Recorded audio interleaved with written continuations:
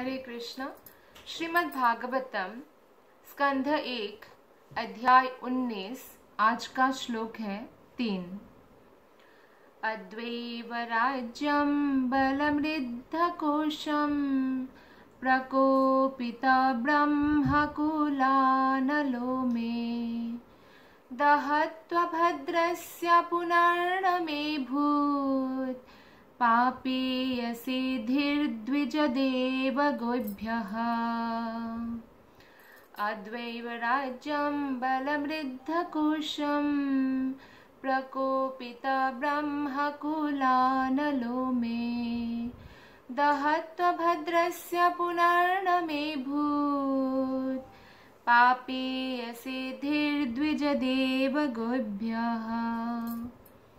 अनुवाद और तात्पर्य श्रील प्रभुपाद के द्वारा। श्रील प्रभुपाद की जय। अनुवाद। मैं ब्राह्मण सभ्यता, ईश्वर चेतना तथा गोरक्षा के प्रति उपेक्षा करने के फलस्वरूप अशिष्ट तथा पापी हूँ।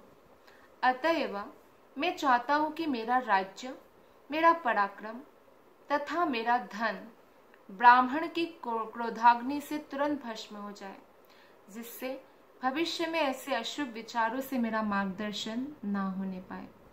तो ये परीक्षित स्वयं से कह रहे हैं कि उन्होंने जो क्षणिक भूख के कारण या प्यास के कारण शमीक ऋषि के गले में मरा हुआ सांप डाल दिया था, उसके कारण वो बहुत पश्चाताप कर रहे हैं। एक भक्त का ये लक्षण है।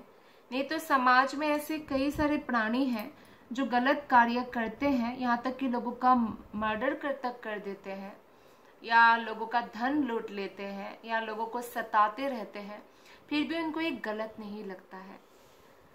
खुद के गले में तलवार पड़े तभी उनको जो है वो गलत लगता है, लेकिन दूसरों के साथ वो कुछ भी अशिष्ट कार्य करे वो उसको गलत नहीं लगता।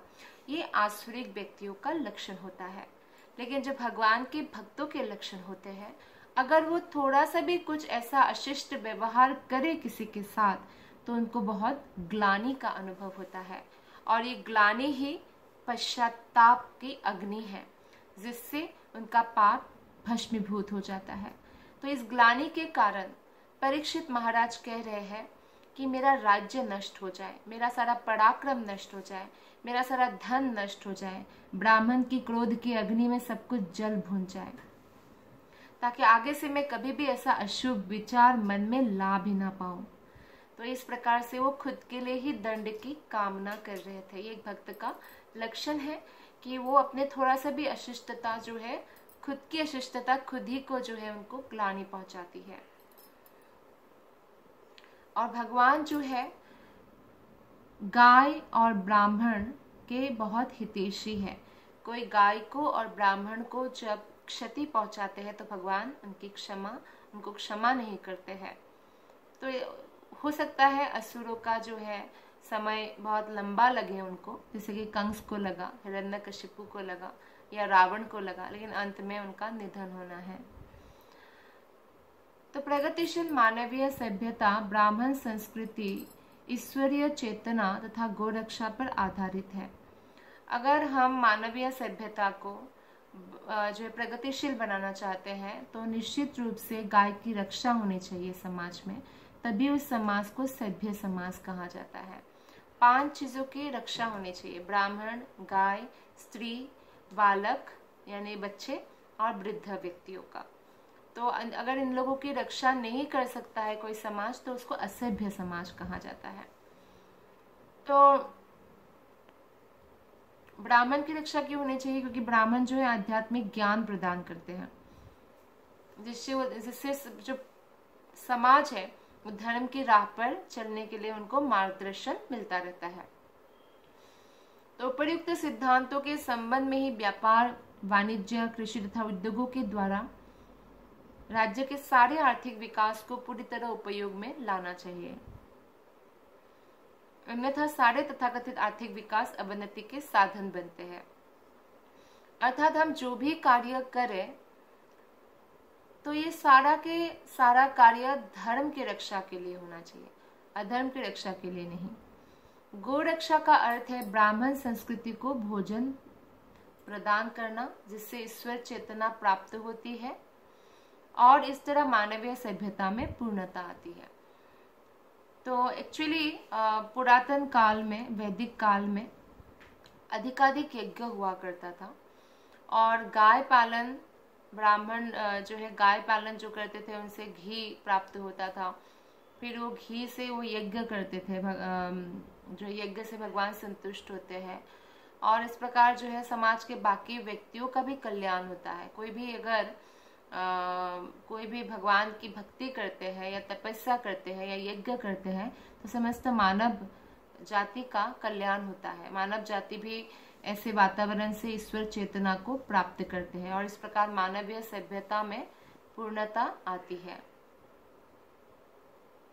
तो कलयुग का लक्ष्य जीवन के उच्च आदर्श को विनष्ट करना है और यद्यपि महाराज परीक्षित ने संसार के भीतर कली के वर्चस्व का बलपूर्वक प्रतिरोध किया, लेकिन कली का प्रभाव उपयुक्त समय में प्रकट हुआ, जिससे महाराज परीक्षित जैसे प्रबल राजा से भूख तथा प्यास की थोड़ी सी उत्तेजना के कारण ब्राह्मण संस्कृति की अवमानना हो गई। तो कली का प्रवेश हो चुका था और इसलिए ब्राह्मण संस्कृति का अवमानना हुआ और एक इमेच्योर ब्राह्मण ने ऐसे धार्मिक राजा को श्राप दे दिया। तो इसलिए महाराज परीक्षित ने इस आकस्मिक घटना का बहुत बड़ा पश्चाताप किया और वो चाहते थे कि सब नष्ट हो जाए, भस्म हो जाए। जहाँ कहीं भी संपत्ति और शक्ति का सदुपयोग ब्राह्मण संस्कृति या भगवान की भक्ति को बढ़ाने के लिए, ईश्वर चेतना के लिए और गायों की रक्षा के लिए, गायों की उन्नति के लिए अगर नहीं होता है संपत्ति का उपयोग या शक्ति का उपयोग, तो राज्य और घर निश्चित रूप से विनष्ट हो जाता है। अगर जैसे आजकल सब बिजनेस के तौर पर लेते हैं, गाय जब तक दूध दे रही है पालते हैं, बेचते हैं और फिर कसाई में बेच देते हैं कि थोड़ा पैसा कमा लो। ये बहुत बड़ा पाप है, ऐसा कभी भी नहीं करना चाहिए। कसाई के हाथ में गाय को नहीं देना चाहिए। ये भी उनको, वो भी मर्डर ही कर दिया है, उनके मर्डर का ही पाप लगेगा अगर कसाई घर में वो गाय को बेचते हैं। तो भले बेचे या काटे या कोई खाए, सबको इक्वल पाप लगता है। तो यदि हम विश्व में शांति तथा संपन्नता चाहते हैं तो हमें इस श्लोक से शिक्षा ग्रहण करनी चाहिए कि आत्मशुद्धि के लिए जो है हमें भगवान की शरण ग्रहण करना चाहिए। और भगवान की शरण ग्रहण करने के लिए हमारा मार्गदर्शन कौन करेंगे? जो इसमें स्पेशलाइज्ड है, यानी भगवान के भक्तगण करेंगे। तो भगवान के भक्त की रक्षा होनी चाहिए। और गाय का दूध जितना पुष्टिकर और किसी का दूध नहीं है। गाय के दूध से हमारा ब्रेन टिश्यू शुद्ध होते हैं और इसीलिए जो है गाय के दूध पीने वाले को आध्यात्मिक जो ज्ञान है वो समझ में भी आने लगती है। तो इसलिए गाय का दूध से उत्तम भोजन कुछ भी नहीं है। कितने ही सारे भगवत भक्त हैं जो सिर्फ गाय का दूध पीकर ही पूरा जीवन बिता देते हैं। तो श्लोक नंबर 4,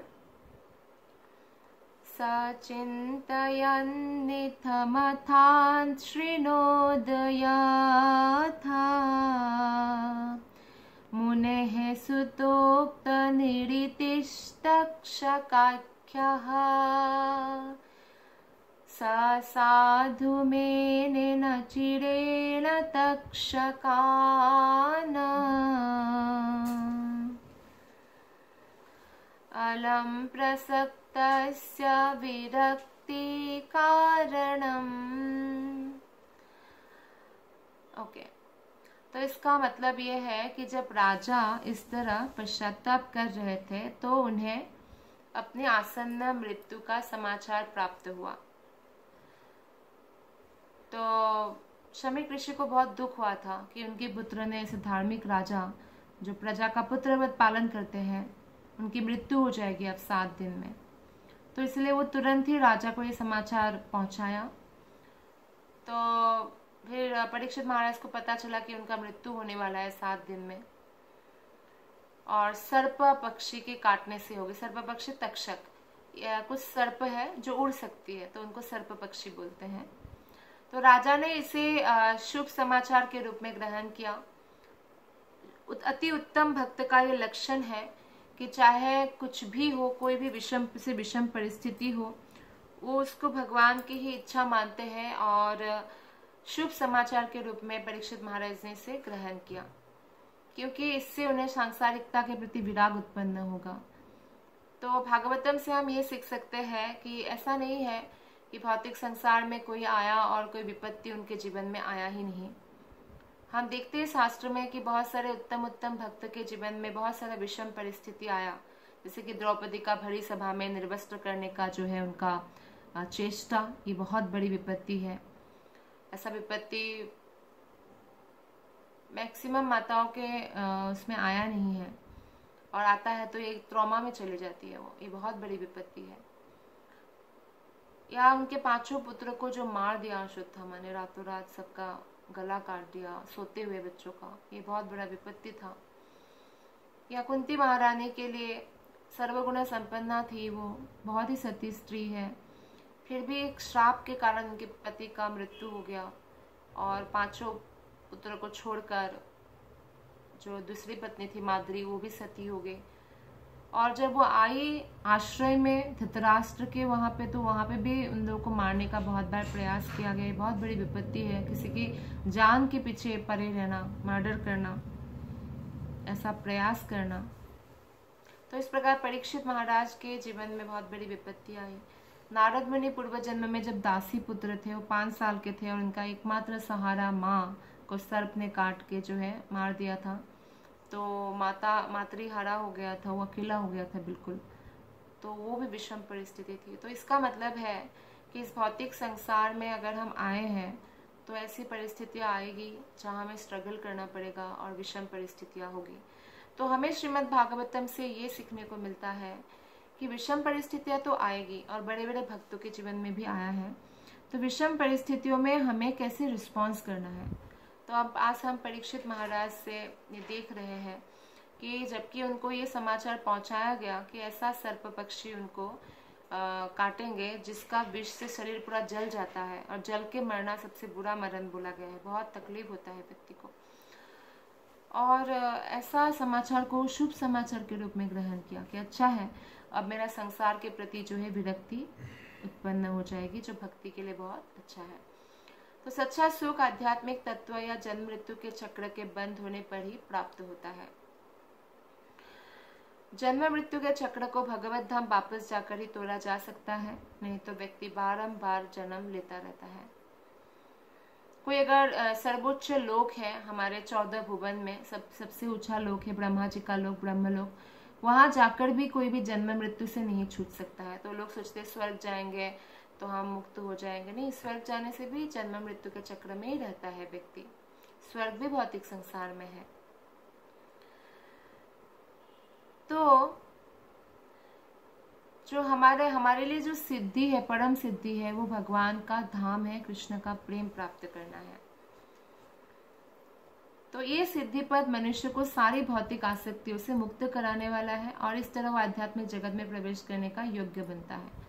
इसलिए जो दीनहीन है वो संपन्न व्यक्तियों की अपेक्षा अच्छे उम्मीदवार है। क्यों? क्योंकि दीनहीन व्यक्ति के पास जो है अहंकार की मात्रा कम होता है या नहीं होता है, और अहंकार नहीं होता है क्योंकि उनके पास है ही नहीं कुछ अहंकार करने के लिए, या वो भगवान पर बहुत ज़्यादा आश्रित हो जाते हैं, और इस तरह से जो है वो भगवत धाम जाने के लिए ज़्यादा योग्य व्यक्ति माना गया है। संपन्न होने के कारण व्यक्तियों में ये अनुभूति आने में बहुत समय लगता है, और हो सकता है वो कभी भी विनम्रता को प्राप्त भी ना कर पाए, क्योंकि उनको धन का, पावर का, पोजीशन का अहंकार हमेशा बना रहे। ऐसा बहुत बुद्धिमान व्यक्ति ही कर सकता है, भगवान के सेवक ही कर सकता है, कि उनके पास समस्त भौतिक संपदा होने के बाद भी वह जो है अपने आप को भगवान के चरण का दास मानता है, दीनहीन समझता है, कृष्ण के ऊपर आश्रित रहते हैं, और धन को भी कृष्ण का ही मानते हैं। महाराज जो परीक्षित थे ऐसे ही महान भक्त थे, और भगवान के धाम जाने के लिए प्रामाणिक उम्मीदवार थे। तो भगवान उनको एक्चुअली अपना धाम बुलाना चाहते थे, और इसीलिए ये सब घटना हुआ। और किंतु जैसे ऐसा होते हुए भी, जबकि उनके पास सब कुछ था, उनके साथ सबसे बड़ी बाधा चक्रवर्ती सम्राट के रूप में उनकी भौतिक संपत्ति थी, जो ऐसा परीक्षित महाराज सोचते थे, जिससे वे दिव्य आकाश में भगवान के पार्षद के रूप में अपना असली पद प्राप्त नहीं कर पा रहे थे, कि क्योंकि वो राजकाज के कार्य में बिजी रहते थे। तो जैसे ही उनको पता चला कि मेरा मृत्यु तो बहुत निकट है, तो वो प्रसन्न हो गए, वो दुखी नहीं हुए। तो बोलते अच्छा है, अब वैराग्य उत्पन्न होगा, ये राजकाज अब मैं तुरंत छोड़ सकता हूँ। तो भगवत भक्त के रूप में वे यह समझ सके कि यद्यपि ब्राह्मण बालक का शाप जो है मूर्खतापूर्ण था, फिर भी वो उनके लिए आशीर्वाद था, क्योंकि यह सांसारिकता से, राजनीतिक या सामाजिक दोनों से विरक्ति का कारण था। शमीक मुनि ने भी घटना पर शोक प्रकट करने के बाद अपने कर्तव्य समझकर राजा को ये सूचना भेज दी, ताकि वे भगवत धाम जाने के लिए तैयार रहे, क्योंकि शमीक ऋषि जानते हैं कि ये जो मैसेज है, ये समाचार पहुंचाना बहुत जरूरी है परीक्षित महाराज तक, क्योंकि ताकि वो भगवत धाम जाने के लिए जो है तैयार रह सके। शमीक मुनि ने राजा को संदेश भेजा कि यद्यपि उनका पुत्र श्रृंगी तेजस्वी ब्राह्मण बालक था, लेकिन वो मूर्ख है, तो उसके लिए उन्होंने क्षमा मांगा, क्योंकि उनके पुत्र ने आध्यात्मिक शक्ति जो प्राप्त किया, क्योंकि ब्राह्मण ऐसे तेजस्वी ब्राह्मण के औरत से जन्म हुआ, और आध्यात्मिक शक्ति जो उनको प्राप्त हुआ उसको दुरुपयोग किया राजा को व्यर्थ ही श्राप देने के लिए, क्योंकि राजा ने ऐसा कोई कार्य नहीं किया था कि मृत्यु दंड दिया जाए, और राजा तो ऐसे भी दंड के भागी नहीं होते हैं। तो राजा द्वारा मुनि के गले पर सर्प डालना मृत्यु का शाप देने के लिए पर्याप्त कारण नहीं था, लेकिन चूंकि शाप तो वापस लेने का कोई उपाय नहीं था, क्योंकि कोई कलयुग का ऐसा कोई ब्राह्मण ने तो श्राप नहीं दिया था।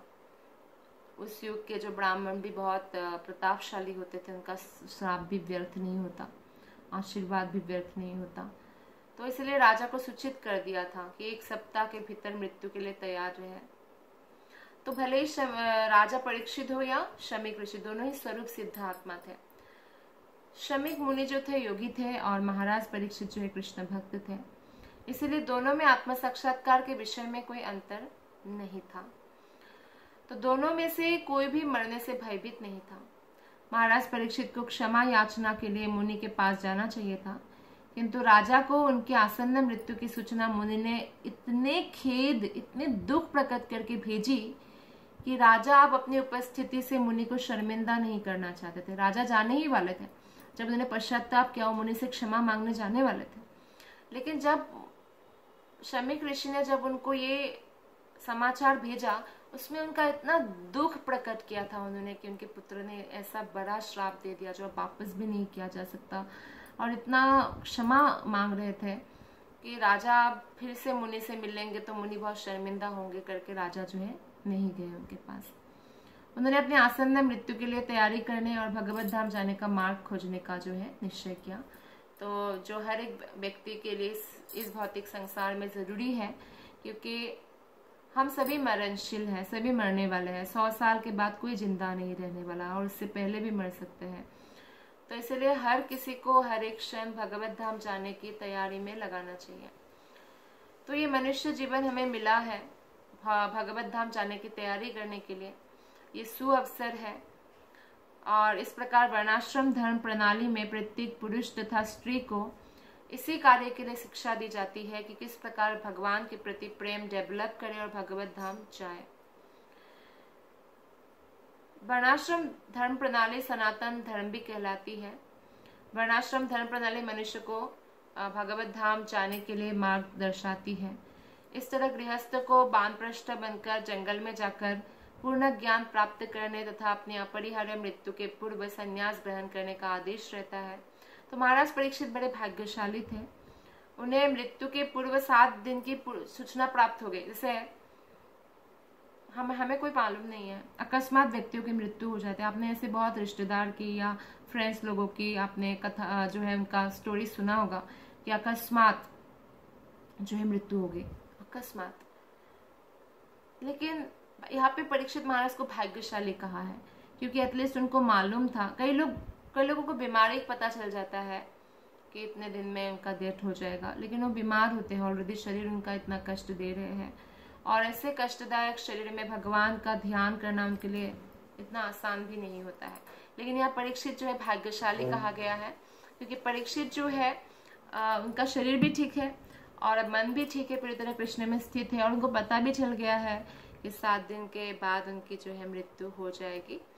लेकिन सामान्यतया ऐसे किसी को सूचना नहीं मिलती है।